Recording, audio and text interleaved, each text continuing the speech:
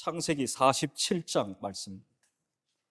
창세기 47장 8절과 9절, 우리 두 절만 함께 봅니다. 창세기 47장 8절과 9절입니다. 우리 같이 함께 읽겠습니다. 바로가 야곱에게 묻되 내 나이가 얼마냐? 야곱이 바로에게 이르되 내 나그네 길의 세월이 130년이니이다.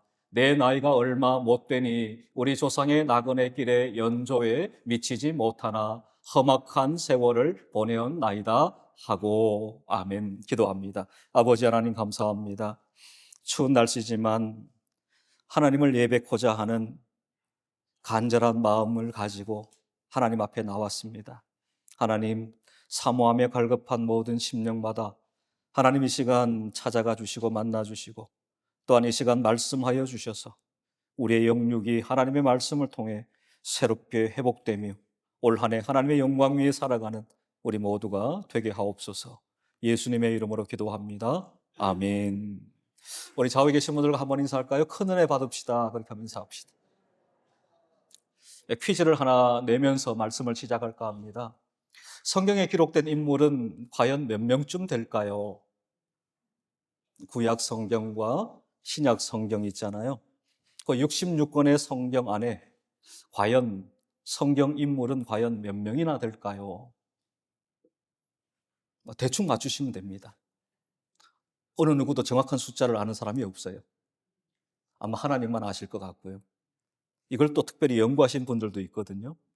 그분들도 대략 몇 명 이렇게 이야기를 합니다. 구약은 몇 명쯤 될까요? 약 한 2,000명 정도 됩니다. 그러면 신약은 한 얼마쯤 될까요? 약 한 1,000명쯤 된답니다.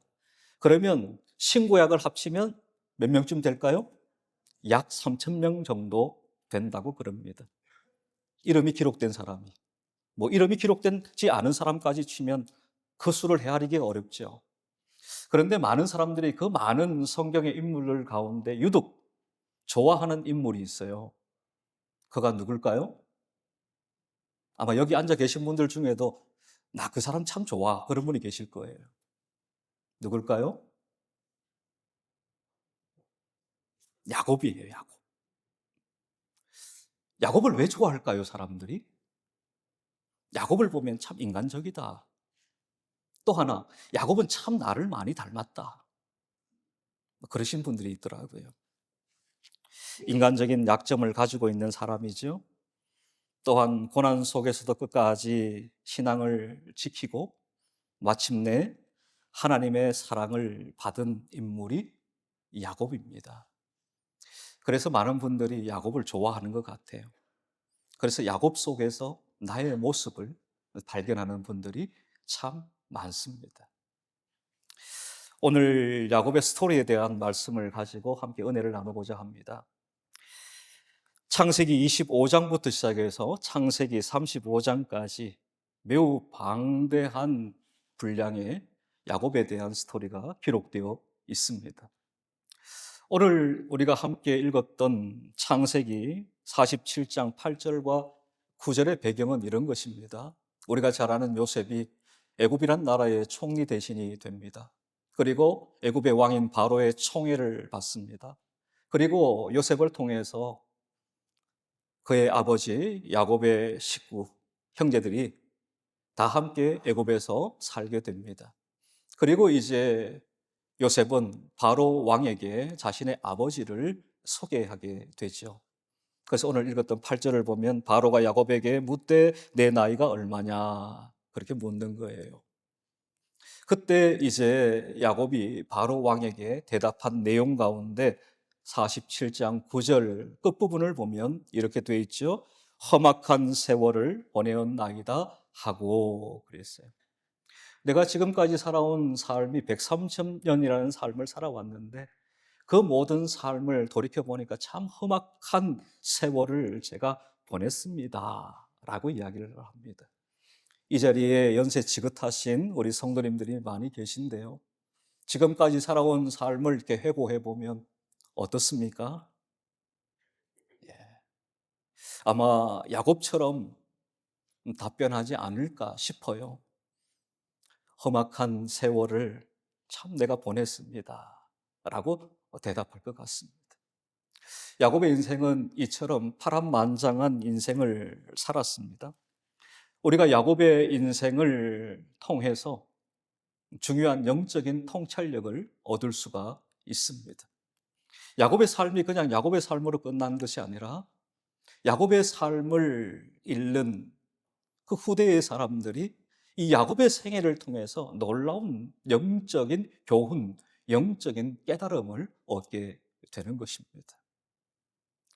130년이라는 장구한 야곱의 인생 스토리, 그 인생 스토리에는 두 가지의 큰 틀이 있습니다.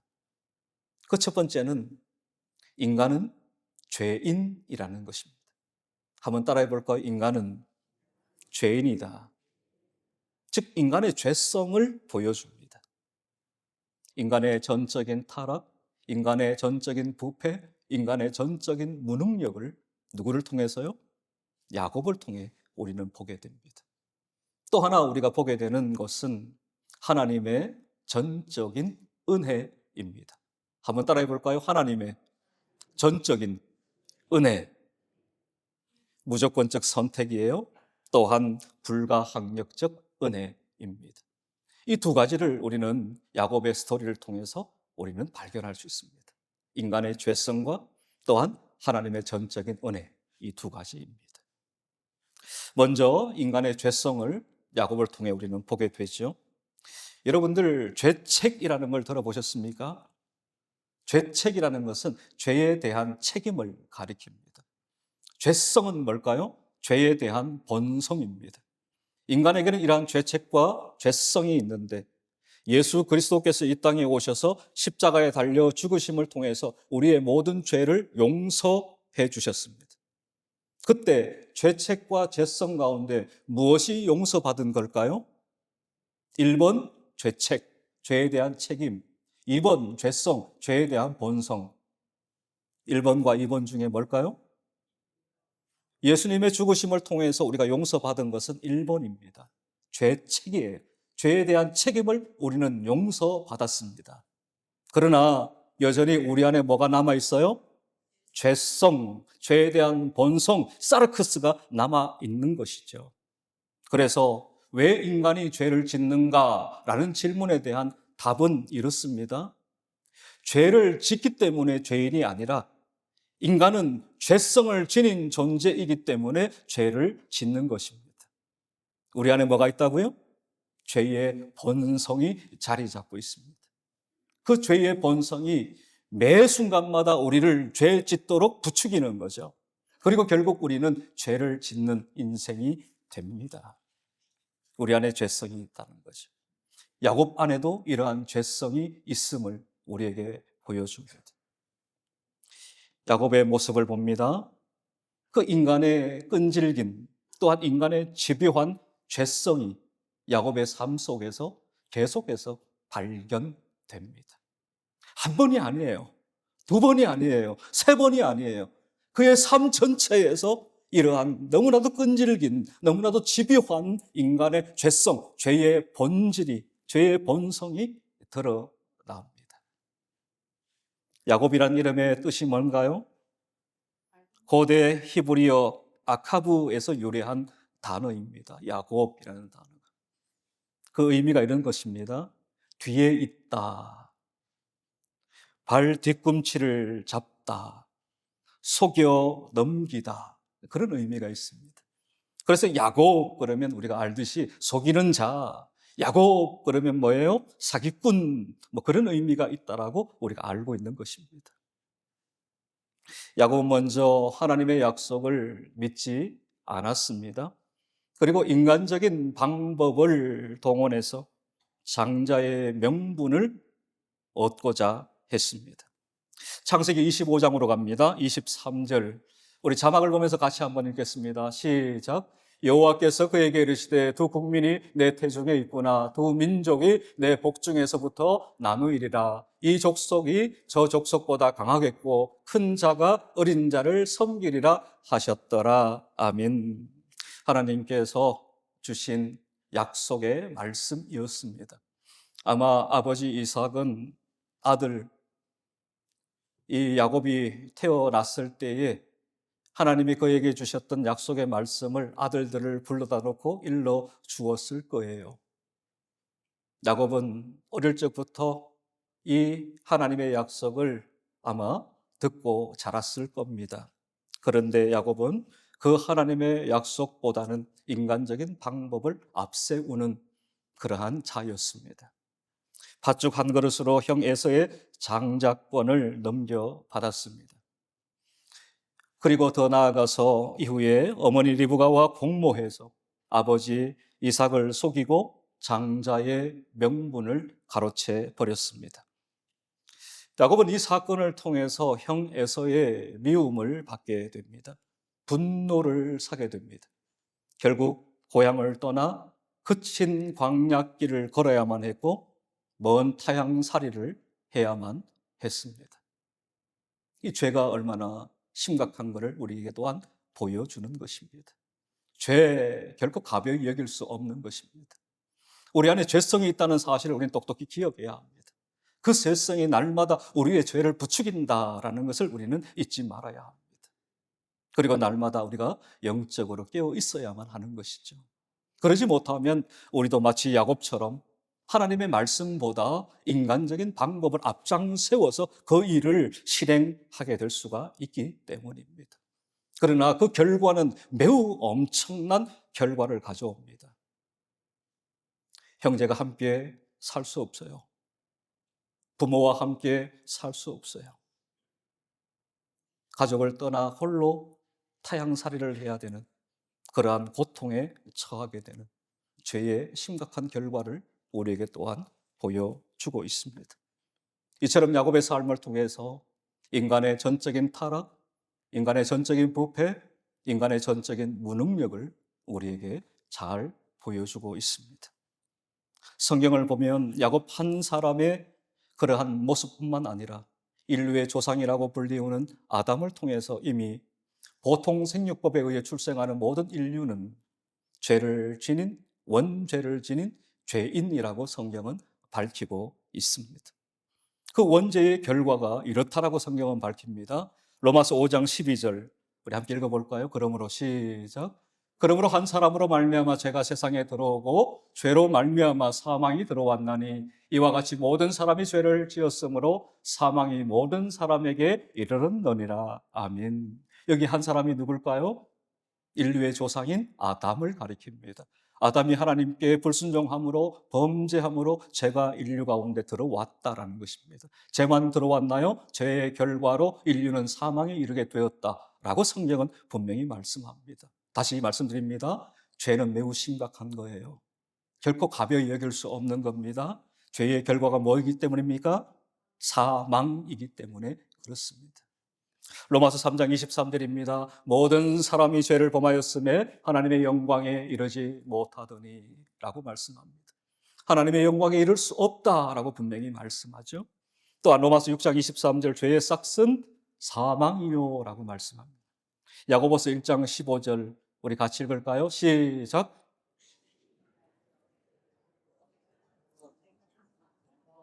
사망을 낳느니라. 이만큼 죄가 심각한 겁니다. 따라서 인생은 스스로를 죄에서 구원할 능력이 없습니다. 전적인 하나님의 은혜가 필요합니다. 우리 안에 죄성이 있음을 인정하고 하나님의 은혜를 구하는 은혜의 자리로 우리가 나아가야 할 것입니다. 이제 두 번째, 야곱은 하나님의 은혜를 경험합니다. 야곱의 일생은 늘 하나님의 은혜가 함께하는 자였습니다. 야곱 홀로 있지 않았습니다. 하나님이 언제나 야곱과 함께 하셨고 그 야곱에게 은혜를 부어 주셨습니다. 이것이 또한 야곱의 삶이었습니다. 야곱의 이동 경로를 좀 여러분 지도를 보면서 함께 보려고 하는데요. 잘 보일지 모르겠습니다. 제일 아래쪽에 보면 빨간색으로 네모친 곳이 있어요. 저것이 바로 브엘세바입니다. 사해 바로 옆에 있죠. 저것이 바로 야곱이 아버지 이삭, 어머니 리브가와 또 형 에서와 함께 거주하며 살았던 고향입니다. 브엘세바. 그리고 거기서 조금만 올라가면 약 한 110km 정도 가면 노란색으로 네모친 베델이 나옵니다.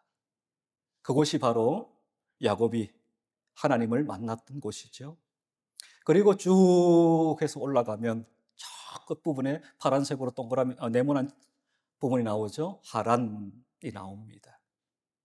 부엘세바에서 베델까지는 약 한 110km가 돼요. 사람이 걸어가면 약 한 3일길쯤 됩니다. 그리고 이제 부엘세바에서 저 끝 하란까지 가게 되면 직선 거리로 약 한 800km가 됩니다. 그런데 직선 거리가 안 되죠. 걸어가다 보면 구불구불한 길도 있고 말이죠. 그래서 약 한 900km 정도 된다 그래요. 그러니까 우리가 서울에서 부산까지 왕복하는 거리 조금 더 되겠죠.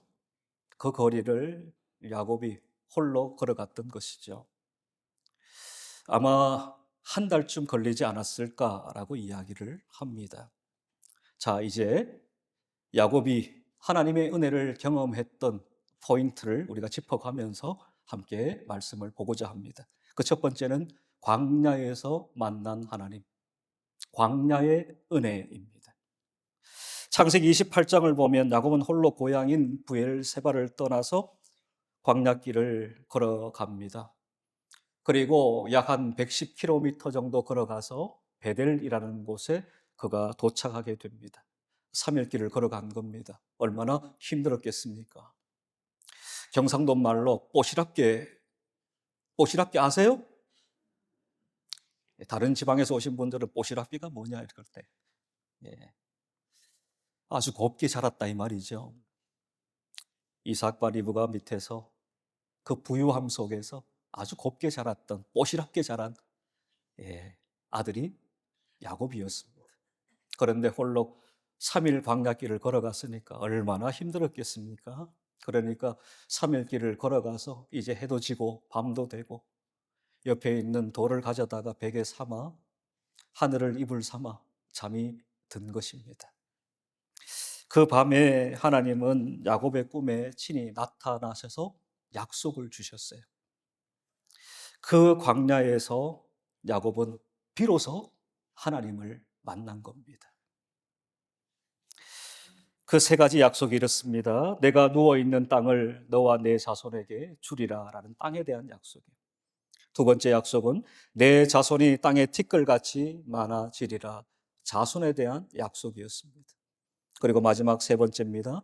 내가 어디로 가든지 너를 지키며 이 땅으로 다시 돌아오게 하리라, 임마누엘의 약속이었습니다. 이 세 가지 약속을 야곱은 다른 곳이 아니라 광야 이 베델에서 듣게 된 것입니다. 하나님께서 나를 지키시고 나를 또한 평안히 돌아오게 하시면 이곳이 하나님의 집이 되고 또한 10분의 1을 하나님께 드리겠다고 하나님께 야곱은 맹세합니다. 그리고 그곳 이름을 뭐라고 했다고요? 베델이라고 지읍니다. 그 베델 이름의 뜻이 뭡니까? 베트, 집, 엘, 하나님, 하나님의 집이라는 의미가 된 것이죠. 이 야곱은 인생의 어려운 순간마다 이 베델을 잊어버리지 않아요. 베델을 기억합니다. 아, 내가 광야길, 삼약길 걸어가서 참 힘들고 어려운 순간, 아무도 내 주변에는 없다라고 생각하는 그 순간에 하나님이 나와 함께 해주셨고 하나님이 내게 약속의 말씀을 주셨던 그 베델을 결코 잊을 수가 없지요. 그래서 어려운 순간마다 야곱은 베델로 뭐 하자? 올라가자라고 말씀하는 거죠. 한번 보십시오. 창세기 35장 1절 우리 같이 읽어볼까요? 시작. 하나님이 야곱에게 이르시되 일어나 베델로 올라가서 거기 거주하며 내가 내 형 에서의 낯을 피하여 도망하던 때에 내게 나타났던 하나님께서 거기서 제단을 쌓으라 하신지라 그랬습니다. 야곱은 어렵고 힘든 순간마다 이러한 베델을 기억하고 베델로 올라가는 신앙을 가졌어요. 그러니까 하나님의 은혜가 이 광야, 이 베델에서 야곱에게 임했던 것입니다. 또한 두 번째 포인트는 바로 하란 밧단 아람에서 만난 하나님, 그 하나님의 은혜입니다. 창세기 29장을 보면 야곱은 거친 광야를 지나서 약 900km의 길을 걸어서 마침내 외삼촌 라반이 있는 집에 도착하게 됩니다. 그리고 그곳에서 무려 20년간 외삼촌의 양과 염소를 먹이는 일을 합니다. 그러나 정당한 품삯을 받지 못했습니다. 속이는 자였던 야곱이 오히려 외삼촌 라반에게 속임을 당하는 자가 되고 말았습니다. 그럼에도 불구하고 하나님은 야곱과의 약속을 잊지 않고 기억하셨고 야곱에게 아내들과 자식들을 주셨고 많은 재물의 복을 주셨습니다. 창세기 30장 43절입니다. 우리 같이 읽읍시다. 이에 시작. 이에 그 사람이 매우 번창하여 양떼와 노비와 낙타와 나귀가 많았더라. 아멘. 외삼촌 라반은 계속해서 이 야곱을 속였지만 하나님은 하나님의 약속을 기억하시고 야곱에게 이러한 풍성한 하나님의 복을 주신 것입니다. 따라서 야곱은 이 외삼촌 라반의 집에서 하나님이 주신 그 은혜를 경험하게 됐던 것입니다. 또 하나 야곱은 야복 나루에서 하나님을 만나고 하나님의 은혜를 경험하게 됩니다. 이제 창세기 31장으로 갑니다. 잘 따라오고 계시죠? 네, 이제 어디라고요? 야복 나루입니다. 네. 야곱은 외삼촌 라반을 떠나 가족들과 가족대를 거느리고 귀향길에 오르게 됩니다. 그 귀향길에 또 하나의 큰 걸림돌이 있었습니다. 세월은 20년 훌쩍 지나가 버렸습니다. 그러나 야곱 마음 한켠에 여전히 남아있는 부담, 남아있는 죄책감 하나가 있었어요. 그게 바로 형 에서에 대한 것이었습니다. 내가 형 에서를 속여 형 에서에게 돌아갈 장가의 축복권을 내가 가로챘다라는 거죠. 그리고 형 에서가 20년이 지났지만 여전히 분노 가운데 있지는 않을까? 여전히 나를 죽이려고 혈안이 되어 있지 않을까라고 야곱은 생각했던 것입니다. 창세기 32장 11절로 갑니다. 내가 주께 간구하오니 내 형의 손에서 에서의 손에서 나를 건져내시옵소서. 내가 그를 두려워함은 그가 와서 나와 내 처자들을 칠까 겁이 나기 때문이니이다 그랬습니다. 다시 고향으로 돌아간다라는 기쁨도 있지만 그 기쁨보다는 형 에서에 대한 두려움이 더 컸던 거예요. 여기에서도 야곱은 인간적인 방법을 사용합니다. 자신의 목숨을 부지하기 위해서 야복 나루에서 종과 가축과 처자식을 나누어서 보냅니다. 그리고 다 보내고 난 뒤에 야복 나루에 누구만 남습니까? 야곱만 혼자 남습니다. 이제는 더 이상 야곱이 할 수 있는 게 아무것도 없어요. 다 보냈기 때문에. 이제는 남은 건 자신밖에 없습니다. 그 순간을 성경은 이렇게 말씀하죠. 창세기 32장 24절. 야곱은 홀로 남았더니 그랬습니다. 어떤 사람이 날이 새도록 야곱과 씨름하다가 그랬어요. 여기 어떤 사람이 야곱과 씨름했는가? 여기 어떤 사람, 신학자들은 이 어떤 사람이 바로 성육신 전에 성자 예수님이다라고 말합니다. 야곱과 씨름을 해요. 결국 야곱은 그 씨름에서 이기게 되죠. 그리고 야곱이 아닌 이스라엘이라는 이름을 부여받게 됩니다. 야곱의 이름의 뜻이 뭐라고 했습니까? 속이는 자, 여러분이 알고 있는 것처럼 사기꾼, 그런 이름의 의미가 있지 않습니까? 그런 야곱이 이제는 이스라엘이 되었다라는 거죠. 이스라엘의 이름의 뜻은 뭡니까? 하나님과 겨루어 이겼다라는 의미가 있죠. 새로운 이름을 부여받는다라는 것은 매우 중요한 의미가 있습니다. 단순히 이름이 바뀌었다 그런 의미가 아니에요. 어떤 의미일까요? 자신의 정체성이 바뀌었다라는 겁니다.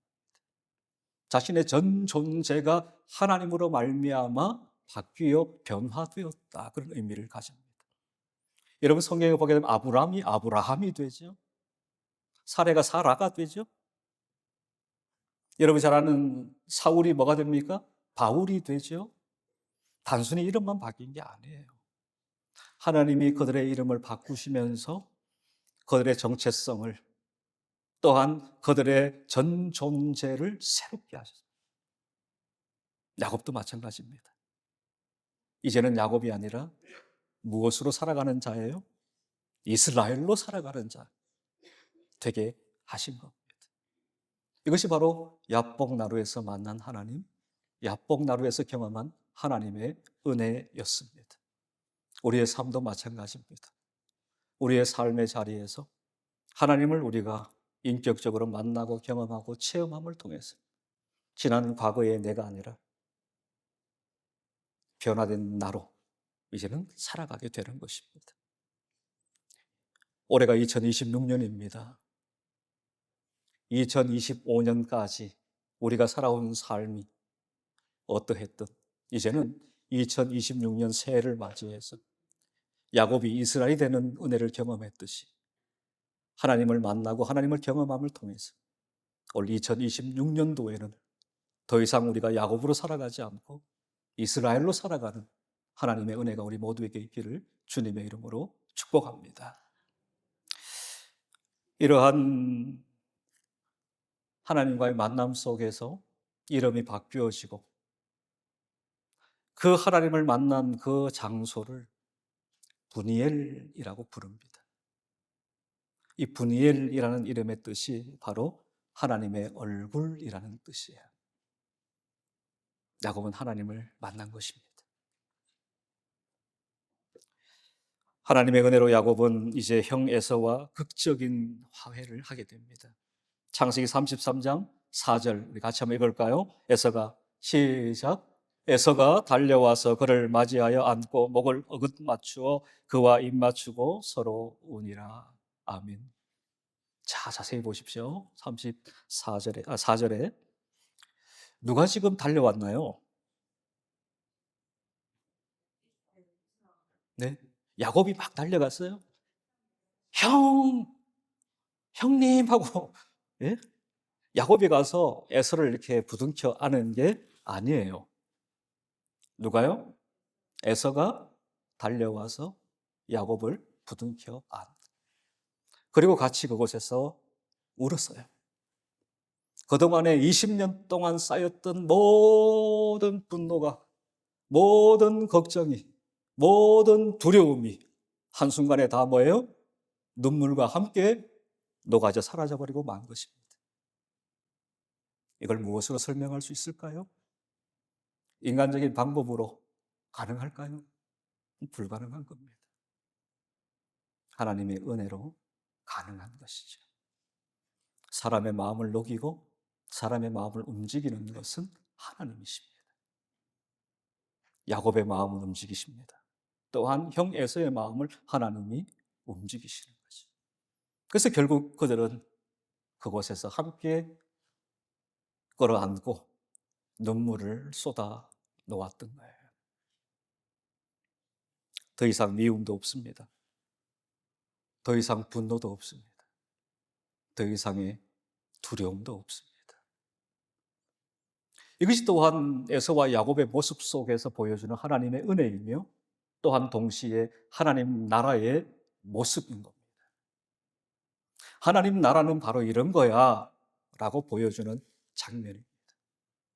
하나님의 은혜가 임하면 이렇게 돼 라고 우리에게 보여주는 장면입니다. 우리에게 이런 하나님의 은혜가, 하나님의 나라가 이루어지기를 주님의 이름으로 축복합니다. 그리고 야곱은 이스라엘 12지파의 조상이 되었습니다. 말씀을 정리합니다.